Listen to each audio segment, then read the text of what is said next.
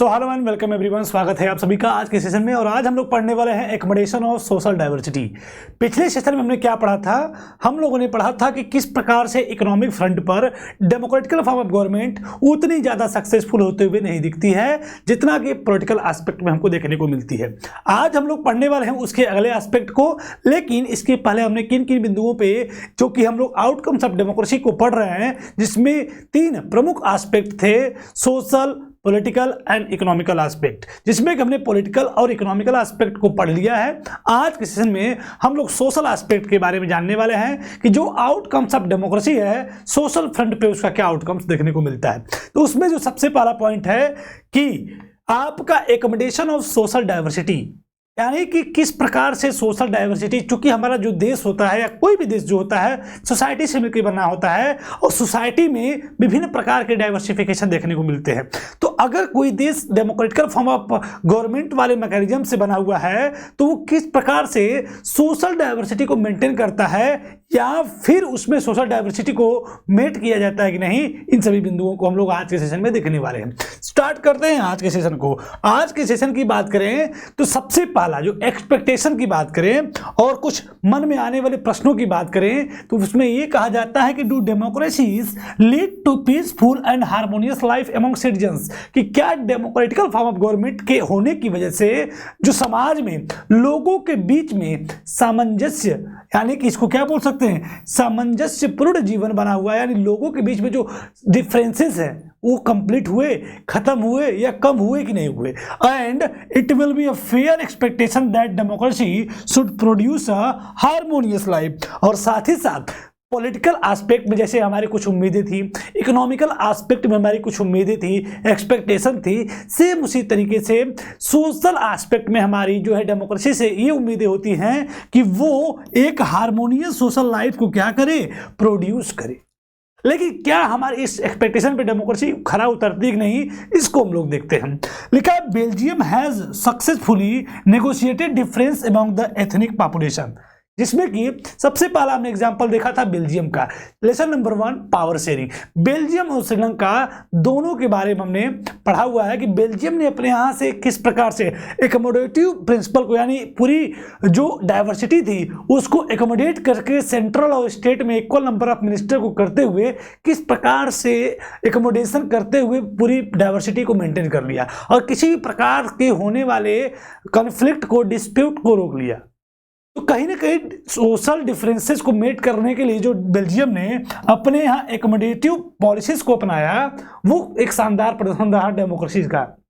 और उसकी वजह से वहाँ की जो एथनिक पॉपुलेशन थी उनके बीच में होने वाले जो कन्फ्लिक्ट थे, जो डिस्प्यूट थे, वो रिड्यूस हो गए, कम हो गए और लोगों का जीवन क्या हो गया, हार्मोनियस हो गया। तो सेम उसी तरीके से democracies usually develop a procedure to conduct their competition and this reduce the possibility of this tension becoming explosive और वायलेंट।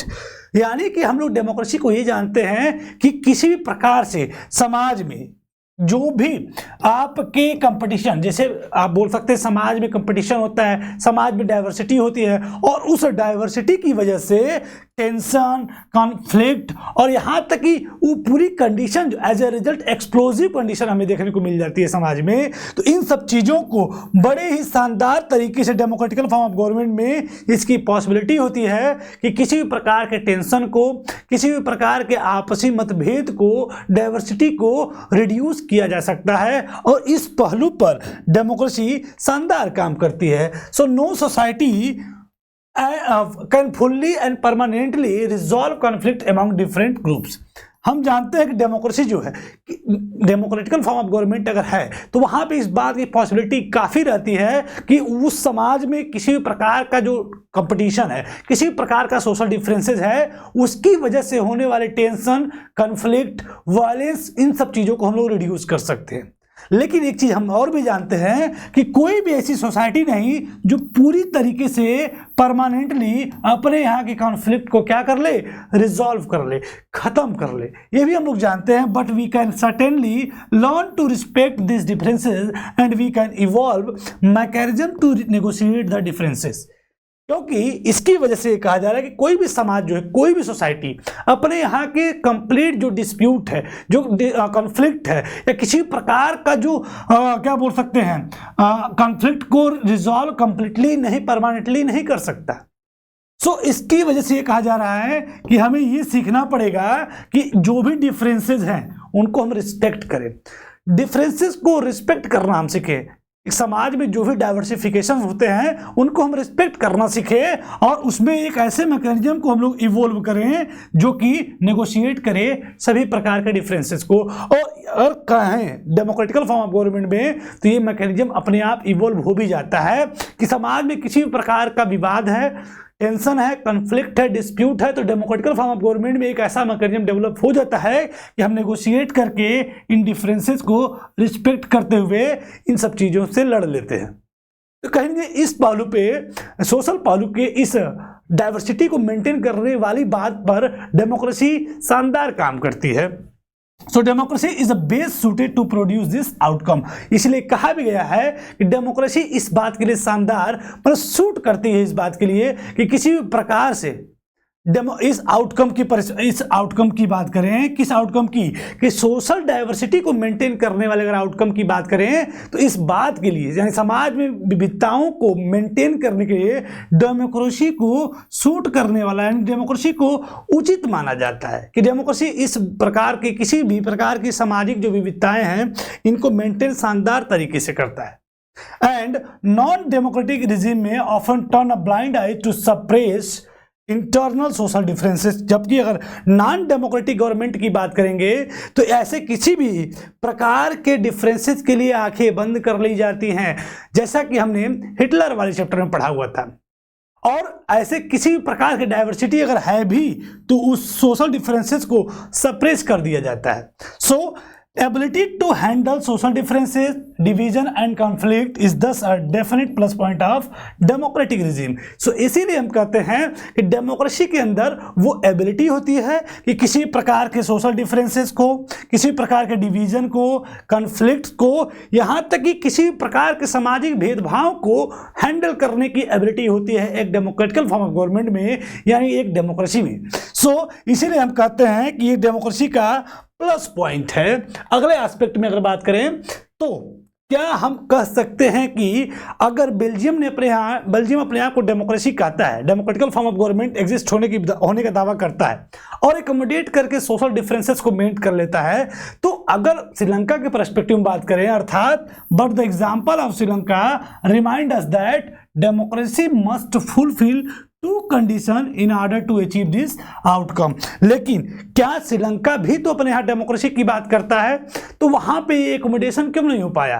किसकी वजह से वहां पे कॉन्फ्लिक्ट, मतलब पूरे सामाजिक जो विविधताओं को मेंटेन करने की जो पूरी व्यवस्था थी टर्न इनटू सिविल वार में कन्वर्ट हो गई, यानी वहां पे क्यों मीट नहीं हो पाया? तो इसके लिए हमको जानना पड़ेगा कि अगर आपको, यानी डेमोक्रेसी को इस आउटकम को पाना है, यानी सोशल डिफरेंसेस को पाना है, तो उसको दो शर्तों को पूरा करना होता है, तभी आपका पूरा एकोमोडेटिव पॉलिसीज को लागू कर पाता है, सोशल डाइवर्सिटी को मेंटेन कर पाता है। तो पहली क्या है? It is necessary to understand that democracy is not simply rule by majority opinion, कि ये पहली कंडीशन ये है, डेमोक्रेसी को अगर ये आउटकम पाना है, कौन सा आउटकम, कि किसी प्रकार के टेंशन, कॉन्फ्लिक्ट, डिस्प्यूट को मेंटेन कर ले, तो अगर इस आउटकम को पाना है तो ऐसे नहीं कि सिर्फ डेमोक्रेसी रहेगी तो हो जाएगा, नहीं, डेमोक्रेसी को भी दो कंडीशन को फॉलो करना पड़ता है। पहला कि डेमोक्रेसी में किसी प्रकार का मेजोरिटी ओपिनियन इम्पोज ना किया जाए, मतलब क्या कि the majority always needed to work with the minority so that government function to represent the general view.